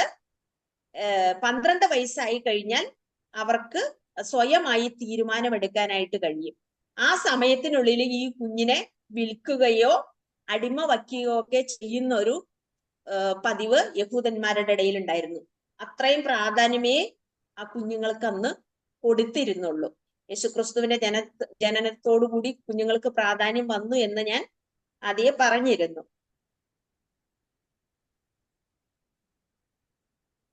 അപ്പോ 12 വയസ്സാകുമ്പോഴേക്കും വചനത്തിന്റെ പുത്രൻ എന്നുള്ള ഒരു പേര് കിട്ടുകയാണ് ചെയ്യുന്നത്. 12 വയസ്സാകുമ്പോഴേക്കും, ഇത്രയും വിദ്യാഭ്യാസം കഴിയുമ്പോഴേക്കും വചനത്തിന്റെ പുത്രൻ എന്നൊരു പേര് കിട്ടും. വചനത്തിന്റെ പുത്രൻ ആയി മാറുകയാണ്. ഞാൻ മറ്റൊരു പേരും കേട്ടിട്ടുണ്ട് കേട്ടോ, ന്യായപ്രമാണ പുത്രൻ എന്ന് അനിൽ സാറിൽ നിന്ന് കേട്ടിട്ടുണ്ട്. ന്യായപ്രമാണ പുത്രൻ എന്നൊരു പേരും കൂടി കേട്ടിട്ടുണ്ട്. വചനത്തിന്റെ പുത്രനായി മാറുകയാണ് ചെയ്യുന്നത് 12 വയസ്സാകുമ്പോഴേക്ക്, ഇത്രയും എഡ്യൂക്കേഷൻ കഴിയുമ്പോൾ. അപ്പോ വളർച്ച പ്രാപിച്ചവൻ ആയിത്തീരുന്നു. 12 വയസ്സാകുമ്പോ വളർച്ച പ്രാപിച്ചവൻ ആയിത്തീരുകയാണ്. അതിന് പറയുന്നത്, വളർച്ച പ്രാപിച്ചവനായിത്തീരുന്നതിന് ഖദോൻ എന്നാ പറയുന്നത്. ഖദോൻ അതായത് ഈ നഖത്തിന്റെ കായ കേട്ടോ, ഖദോൻ. ദിവസത്തിന്റെ ദായും ഖദോൻ. ഈ ചില വാക്കുകൾ ഞാൻ ഹീബ്രുവും ഗ്രീക്കും പഠിപ്പിക്കുകയല്ല, ചില വാക്കുകൾ നമുക്ക് പറയാതിരിക്കാൻ നിവർത്തിയില്ല കേട്ടോ. നമുക്ക് ആ വാക്കുകൾ വിട്ടുകളഞ്ഞേച്ച് നമ്മുടെ ക്ലാസ്സുകളിലാണല്ലോ നമുക്ക് വ്യക്തമായി വിശദമായ ഒരു പഠനം കിട്ടുകയുള്ളൂ, ചർച്ചകളിൽ കിട്ടില്ലല്ലോ. അതുകൊണ്ട് ഇങ്ങനെയുള്ള വാക്കുകൾ, ചില വാക്കുകൾ പറയാതിരിക്കാൻ നിവർത്തിയില്ല. ചില വാക്കൊക്കെ ഞാൻ വിട്ടുകളഞ്ഞിട്ടുണ്ട്.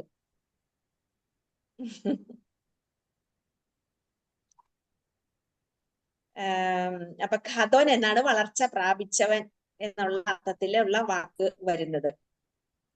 അതുപോലെ ന്യായപ്രമാണം ഈ 12 വയസ്സാകുമ്പോ, ഈ വിദ്യാഭ്യാസം ഇത്രയും കഴിഞ്ഞു കഴിയുമ്പോ ന്യായപ്രമാണം എഴുതിയ മുണ്ട് ഒന്നുകിൽ കഴുത്തിലിടും, ഈ ഷോളായിട്ട് ന്യായപ്രമാണം എഴുതിയ മുണ്ട് ഷോളായിട്ട് കഴുത്തിലിടും, അല്ലെങ്കിൽ തലയിൽ കെട്ടും.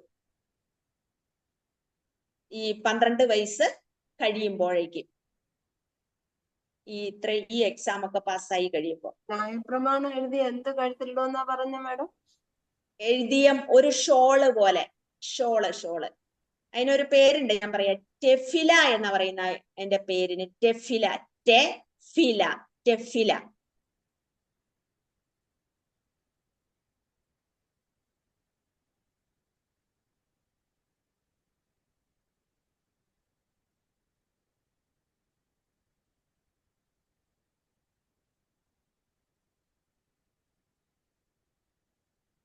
അപ്പോ STEPHI എന്നാണോ മാഡം?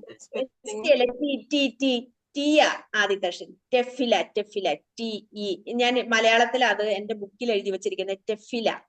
TE വരും, FFEILA വരും. ടെഫില.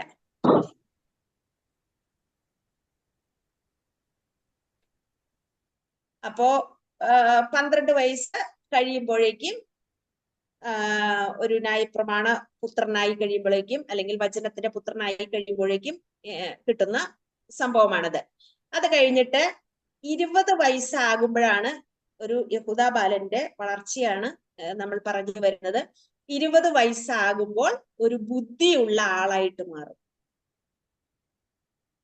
20 വയസ്സാകുമ്പോൾ ഒരു ബുദ്ധിയുള്ള ആളായിട്ട് മാറും.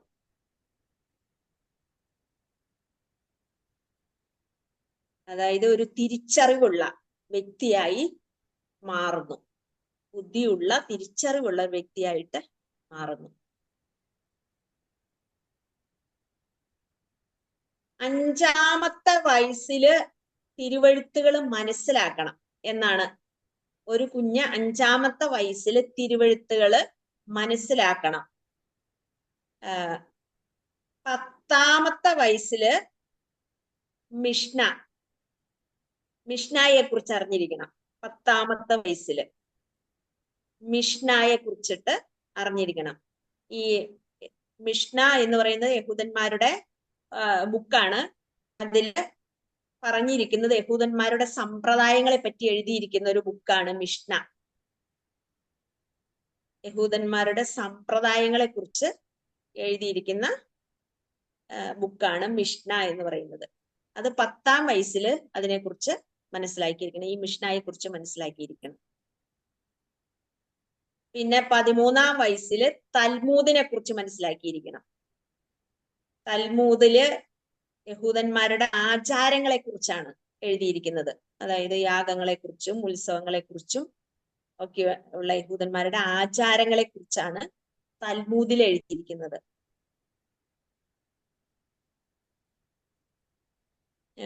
ഈ വേദപുസ്തകത്തിൽ പറഞ്ഞിരിക്കുന്ന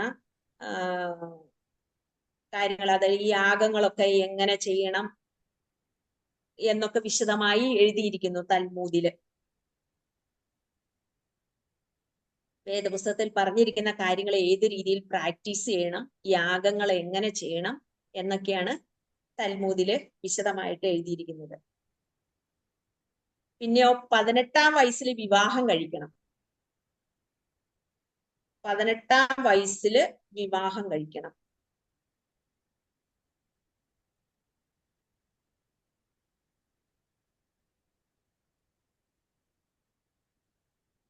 ഇരുപതാം വയസ്സിൽ ആവശ്യത്തിന് പണം ഉണ്ടായിരിക്കണം. അതായത് ഒരു യഹൂദൻ 20-ാം വയസ്സാവുമ്പോഴേക്കും നല്ല വെൽത്തി ആയിരിക്കണം. അപ്പോ അതായത് സ്വന്തമായി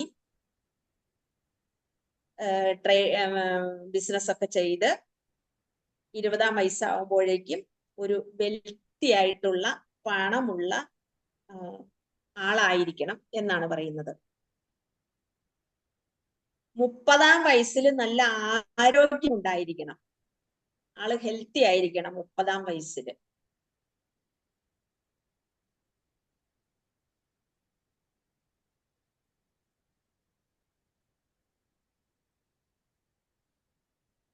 പിന്നെ പറയുന്നത് 40-ാം വയസ്സില് നല്ല അറിവുണ്ടായിരിക്കണം. അതായത് നല്ല വൈസ് മാൻ ആയിരിക്കണം. 40-ാം വയസ്സോടുകൂടി നല്ല അറിവുണ്ടായിരിക്കണം.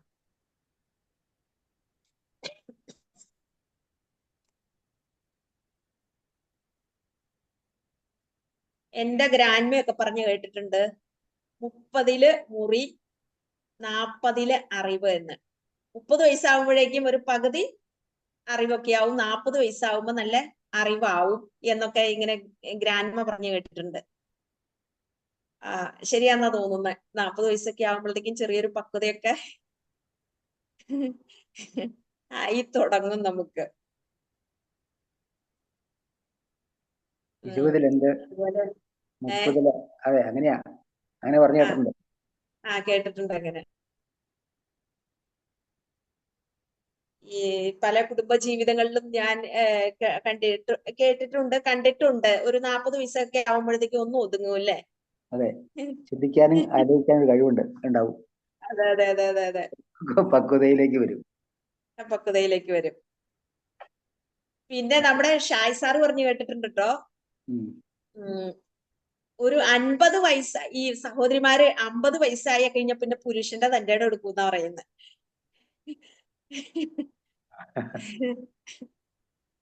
കാരണം ഈ സ്ത്രീ ഹോർമോൺ കുറഞ്ഞു വരുമല്ലോ.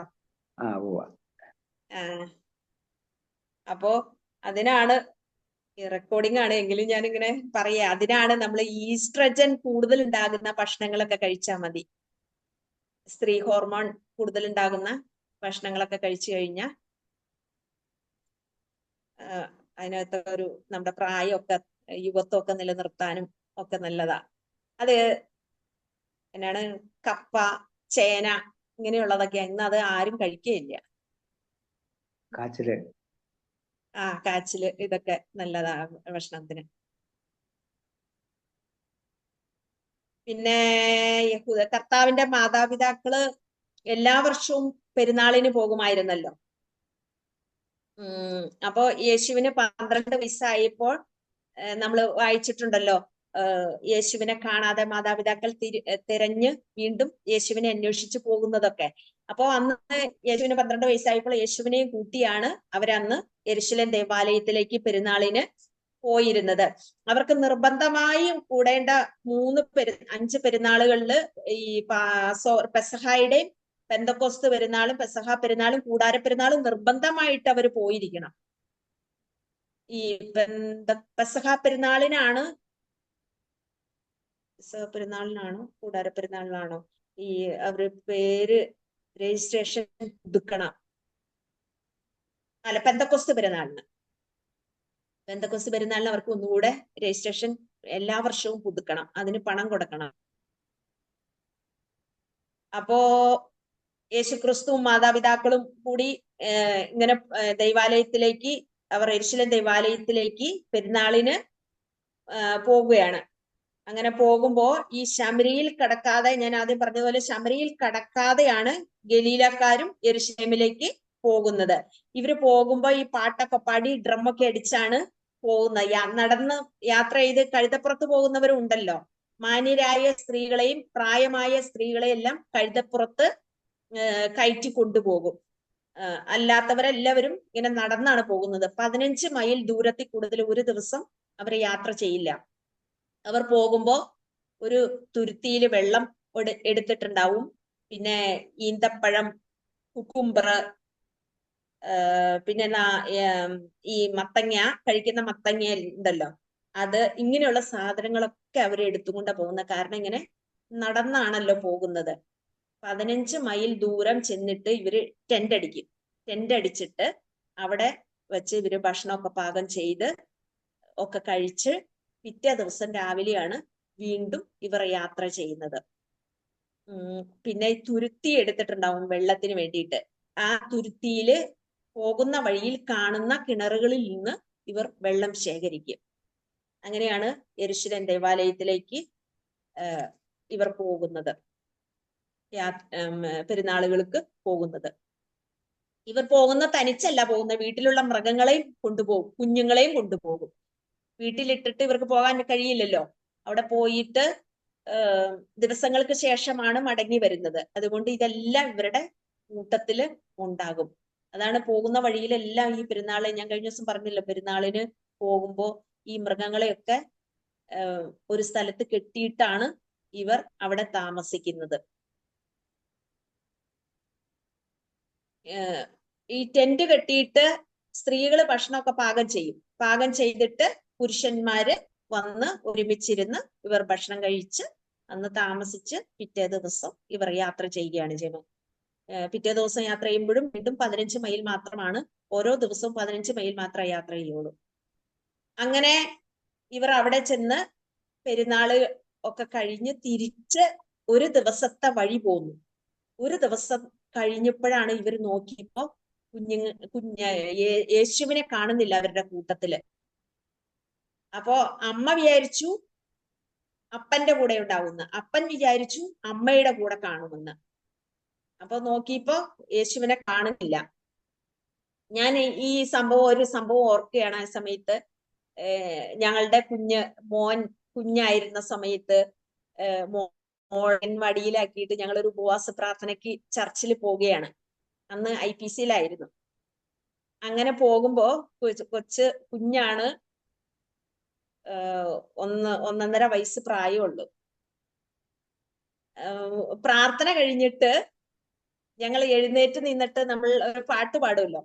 അപ്പോ എന്റെ ചിന്ത ചേട്ടായിയുടെ അടുത്ത് കാണും, ചേട്ടായിയുടെ ചിന്ത എന്റെ അടുത്ത് കാണുമെന്നായിരുന്നു. എഴുന്നേറ്റ് നിന്നപ്പോ ചേട്ടായിയുടെ അടുത്ത് നോക്കിയപ്പോ കൊച്ചിനെ കാണുന്നില്ല. ചേട്ടായി എന്റെ അടുത്ത് നോക്കിയപ്പോ ഞാൻ രണ്ടുപേരും ഇങ്ങനെ കൈകൊണ്ട് കാണിച്ചു കൊച്ചെന്ത് ചെയ്യുന്നു, രണ്ടുപേരും കാണുന്നില്ല. അന്ന് ശരിക്കും വലിയൊരു ചാടി ഇറങ്ങി, രണ്ടുപേരും പുറത്ത് ചാടി ഇറങ്ങിയിട്ട് എല്ലായിടത്തും അന്വേഷിച്ചു, കാണുന്നില്ല. അപ്പൊ അവിടെ പാട്ടും ആരാധന നടക്കുക. ഞങ്ങള് പോയി സ്നാനക്കുളത്തിൽ നോക്കി, അങ്ങനെ എല്ലായിടത്തും. പിന്നെ ഗേറ്റിന് പുറത്തിറങ്ങി റോഡിൽ ചെന്ന് നോക്കി. അപ്പോഴേക്ക് ഞാൻ അന്നത്തെ പാസ്റ്റർ ആന്റിയോടെ ആന്റിയെന്ന് പറഞ്ഞ വലിയ വായിൽ കരച്ചിലായി. പിന്നെ അപ്പോഴേക്ക് എല്ലാവരും എവിടെ കുഞ്ഞെവിടെയാ, ഏറ്റവും ഫ്രണ്ടില് ഒരു പെൺകുച്ചിന്റെ മടിയിൽ കിടന്ന് ഉറങ്ങുക. അവര് അപ്പൊ ഒന്നാമത് ആദ്യത്തെ കൊച്ച് മരിച്ച് പോയ ആ ഒരു അവസ്ഥയില് ആണല്ലോ, ആ ഒരു ചിന്തയൊക്കെ ആണല്ലോ, അങ്ങനെ ഒരു മാനസികാവസ്ഥയിലൊക്കെ ആയിരുന്നല്ലോ. എന്നിട്ട് ആ കുഞ്ഞിനെ എടുത്തും കൊണ്ട് ഒരു സഹോദരൻ കുഞ്ഞിനെ എടുത്തും കൊണ്ട് എന്റെ അടുത്ത് കൊണ്ടുവന്ന് എന്റെ ഫ്രണ്ടിൽ വന്ന് നിന്നിട്ട് പോലും ഞാൻ ഈ വീണ്ടും കരയുക. ആ ഒരു ചിന്ത വരുന്നില്ല. അതുപോലെ ഒരു ഭയം എന്റെ മനസ്സിൽ ഉണ്ടായി. അങ്ങനെ ഒരു സംഭവം ഉണ്ടായി എന്ന് പറയാ. ഇത് യേശുവിനെ കാണാതെ മാതാപിതാക്കൾ അങ്ങനെ തിരിച്ചു പോവുകയാണ്. അങ്ങനെ തിരിച്ച് ചെല്ലുമ്പോഴാണ് യേശു ദൈവാലയത്തില് പണ്ഡിതന്മാരുടെ ഇടയില് ഇപ്പോ വളരെ ഭാരപ്പെട്ട വിഷമിച്ചാണ് മാതാപിതാക്കള് യേശുവിനെ അന്വേഷിച്ച് ചെല്ലുന്നത്. വീണ്ടും യെരൂശലേം ദേവാലയത്തിൽ ചെന്നപ്പോഴാണ് യേശു പണ്ഡിതന്മാരുടെ ഇടയില് ദൈവാലയത്തിൽ ഇരിക്കുകയാണ് ചെയ്യുന്നത്. അപ്പൊ അവിടെ ദൈവാലയത്തിൽ ഈ മോശയുടെ പീഠം എന്ന് പറയുന്ന ഒരു സ്ഥലമുണ്ട്. അവിടെ ഈ വലിയ പണ്ഡിതന്മാരൊക്കെയാണ് അവിടെ ഇരിക്കുന്നത്. മോശയുടെ പീഠം. അവിടെ യഹൂദ മതത്തിലെയും ലോകത്തിലെ തന്നെ ഏറ്റവും വലിയ പണ്ഡിതന്മാരായിരിക്കും അവിടെ ഉള്ളത്. അപ്പൊ ഈ 12 വയസ്സില് ബർമക്ഷ എടുക്കൂന്ന് ഞാൻ പറഞ്ഞല്ലോ. ബർമക്ഷ എന്ന് പറയുന്ന ആ പരീക്ഷ പാസ്സാകുമെന്ന് പറഞ്ഞല്ലോ. അപ്പൊ ഈ ബർമക്ഷ പാസ്സായി കഴിഞ്ഞു കഴിഞ്ഞാൽ ഈ പണ്ഡിതന്മാരുടെ നടുക്ക് ആ കുഞ്ഞിരിക്കും. ഈ 12 വയസ്സ് ആയ ഈ പരീക്ഷ പാസ്സായ കുഞ്ഞ് അടുത്ത പരീക്ഷയ്ക്കുള്ള സംഭവമാണ് ഈ പറയുന്നത്. പണ്ഡിതന്മാരുടെ നടുക്ക് ഈ കുഞ്ഞിരുന്നിട്ട് പണ്ഡിതന്മാരെ ഒന്നും ചോദിക്കത്തില്ല. ലോകത്തിലെ ഏറ്റവും വലിയ പണ്ഡിതന്മാരുടെ ഇടയിലായിരിക്കും ഈ അടുത്ത പരീക്ഷയ്ക്ക് വേണ്ടിയിരിക്കുന്നത്. ഇവരൊന്നും ഈ കുഞ്ഞിനോട് ഒന്നും ചോദിക്കില്ല. ഈ കുഞ്ഞ് ഇവരോട് ചോദിക്കണം. ഇവരോട് ചോദിച്ച് ഇവരോട് ഉത്തരം മുട്ടിക്കണം.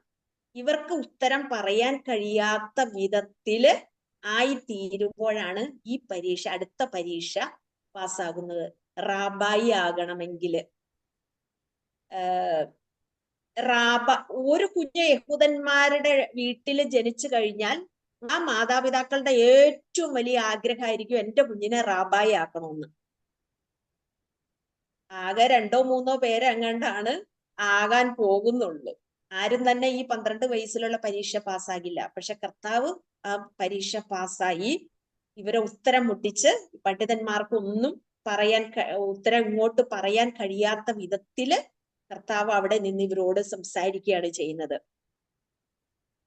അപ്പോ ഈ വളരെ ഗൗരവമുള്ള ചോദ്യങ്ങളായിരിക്കും അന്ന് ചോദിക്കുന്നത്.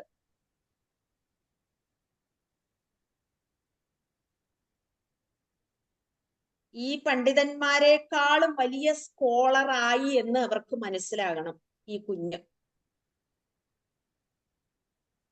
യെരൂശലേമിൽ നിന്നും ബാബിലോണിൽ നിന്നും അന്നത്തെ പണ്ഡിതന്മാര് അവിടെ വരുന്നത്. ഏറ്റവും വലിയ പണ്ഡിതന്മാര് യെരൂശലേമിൽ നിന്നും വരുന്നവരും ബാബിലോണിൽ നിന്ന് വരുന്നവരുമാണ്.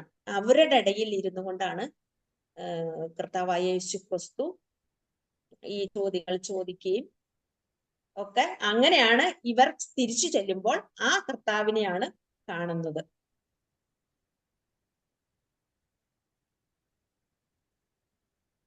അപ്പോ ഈ മാതാപിതാക്കൾ അന്ന് വരെ കണ്ടിട്ടുള്ളത് നിശബ്ദനായ, സൈലന്റ് ആയ ഒരു കുഞ്ഞിനെയാണ് അന്ന് വരെ കണ്ടിട്ടുള്ളൂ. ഇവർ തന്നെ അത്ഭുതപ്പെട്ടു പോയി. ഈ പണ്ഡിതന്മാരുടെ ഇടയിൽ ഇരിക്കുന്ന തങ്ങളുടെ കുഞ്ഞിനെ കണ്ടപ്പോൾ ഇവർ തന്നെ അത്ഭുതപ്പെട്ടു പോയി. അപ്പോ അവിടെ വെച്ച് കർത്താവ് പറയുന്നുണ്ടല്ലോ, എന്നെ അന്വേഷിക്കുന്നത് എന്തിനാണ്, എന്റെ പിതാവിന്റെ ഭവനത്തിൽ ഞാൻ ഇരിക്കേണ്ടതല്ലയോ എന്നൊക്കെ കർത്താവ് മാതാപിതാക്കളോട് ചോദിക്കുന്നുണ്ട്. അപ്പൊ ക്രൂശ് വരെ തന്റെ പിതാവിന്റെ വേല ചെയ്യുവാനാണ് താൻ വന്നത്, പിതാവിന്റെ ഇഷ്ടം ചെയ്യാനാണ് താൻ വന്നതെന്ന് കർത്താവ് ഇവരോട് പറയാതെ പറയുകയാണ്. ഇങ്ങനെ പറയുന്നതിൽ കൂടി അവർക്ക് മനസ്സിലാക്കാൻ കഴിയുന്നത് ഇതാണ് ക്രൂശ് വരെ പിതാവിന്റെ ഇഷ്ടം ചെയ്യുവാനായിട്ട് വേണ്ടിയിട്ടാണ് കർത്താവ് ഈ ഭൂമിയിലേക്ക് വന്നത്. അപ്പോ നമുക്ക് ഇന്നത്തെ ക്ലാസ് ഇവിടെ അവസാനിപ്പിക്കാം.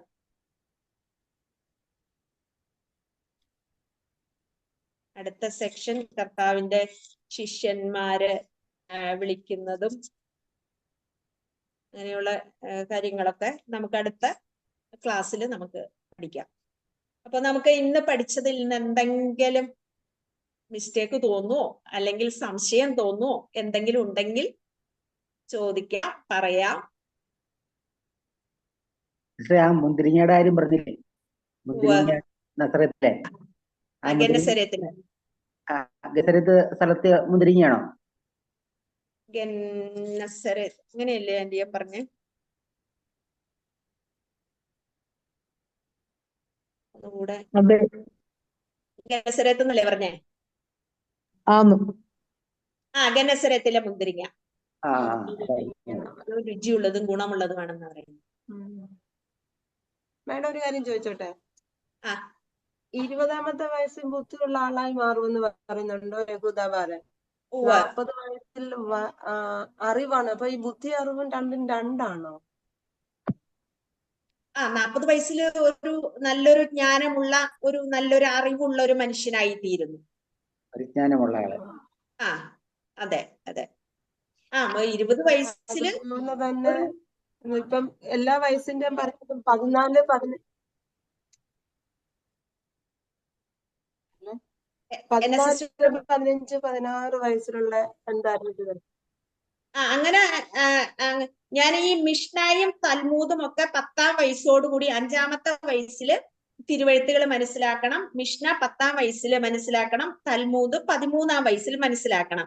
അപ്പോ 12 വയസ്സ് വരെ ഈ എഡ്യൂക്കേഷൻ കഴിഞ്ഞിട്ട് പിന്നെ 18-ാം വയസ്സിൽ വിവാഹം കഴിക്കണം. അപ്പൊ അതിനുള്ള ആ ഒരു സമയത്തിനുള്ളില് ഇതുപോലുള്ള പഠനങ്ങളെല്ലാം നടന്നിരിക്കണം.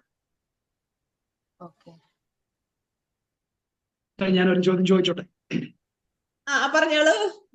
ഈ മുദ്രയുടെ കാര്യം പറഞ്ഞല്ലോ, ഈ മാർക്കോസിന്റെ സുവിശേഷത്തിന് ഈ അനിൽ കൊടിത്തോട്ട സാർ എവിടെ പറഞ്ഞ ഒരു മെസ്സേജ് കേട്ടതാ. അപ്പോ അവിടെ ഈ കടുക് വൃക്ഷമായി ഈ കടുക് വൃക്ഷം ഉള്ളത് ഇസ്രായേലിൽ മാത്രമേ ഉള്ളൂ, പ്രത്യേകിച്ച് ഇപ്പൊ ഈ പറഞ്ഞ ഒരു സ്ഥലത്ത് മാത്രമേ ഉള്ളെന്ന് പറയുന്നത്. അത് എത്രത്തോളം ശരിയുണ്ട്, കറക്റ്റ് ആണോ?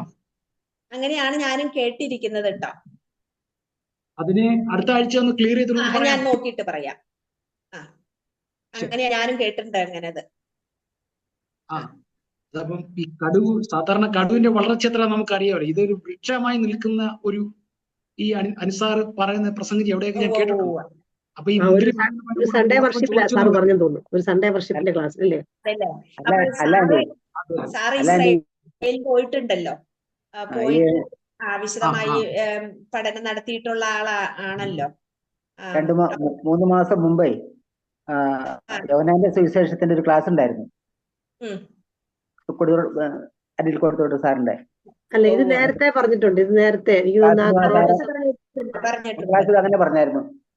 ഒരു സൺഡേ വർഷിപ്പ് സമയത്ത് അവിടെ വീട്ടിൽ നിന്ന് ആരാധന സമയത്ത് പറഞ്ഞു, ഞാൻ ഓർക്കുന്നുണ്ട്. അത് ശരിയാവാനാണ് സാധ്യത മുഴുവനും. എങ്കിലും ഞാൻ ഒന്നുകൂടെ ഒന്ന് അന്വേഷിക്കാം. അതിന്റെ കറക്റ്റുള്ള ശരിയായിട്ടുള്ള ഒരു അറിവ് കിട്ടിയാൽ കൊള്ളാമെന്നുണ്ട്. കാരണം അത് പറയാം. ചിലപ്പോ ഇത് ചോദ്യങ്ങളായിട്ടൊക്കെ ചിലപ്പോൾ പുറത്തുനിന്ന് ചിലപ്പം ആൾക്കാരൊക്കെ ചോദിക്കാൻ സാധ്യതയുണ്ട്.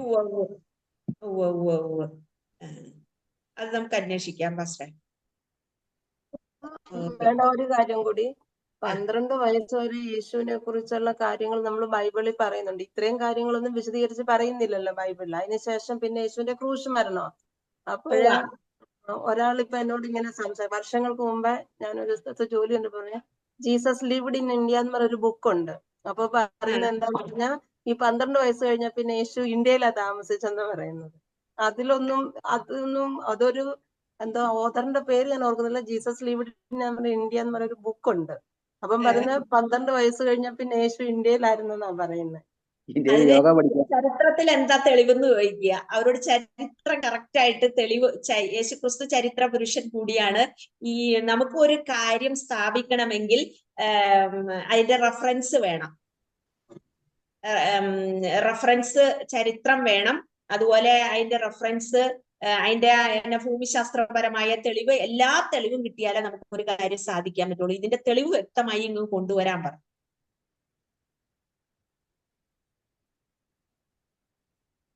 പറയുന്ന കാര്യം എന്താ പറഞ്ഞാൽ 12 വയസ്സ് വരെ അവരും ബൈബിളൊക്കെ വായിച്ചിട്ടുണ്ട്. 12 വയസ്സ് വരെ യേശു ബൈബിളിലുണ്ട്. അത് കഴിഞ്ഞ പിന്നെ യേശുവിന്റെ ജീവിതം എന്ന് പറഞ്ഞാൽ ഹൈഡ മീൻസ് അപ്പൊ അവര് പറഞ്ഞ യേശു ഇന്ത്യയിൽ വന്ന യോഗ പഠിപ്പിക്കാനോ എന്തിനൊക്കെ. യേശുക്രിസ്തു നസ്രയത്തിൽ തന്നെ ഉണ്ടായിരുന്നു ആ സമയത്ത്.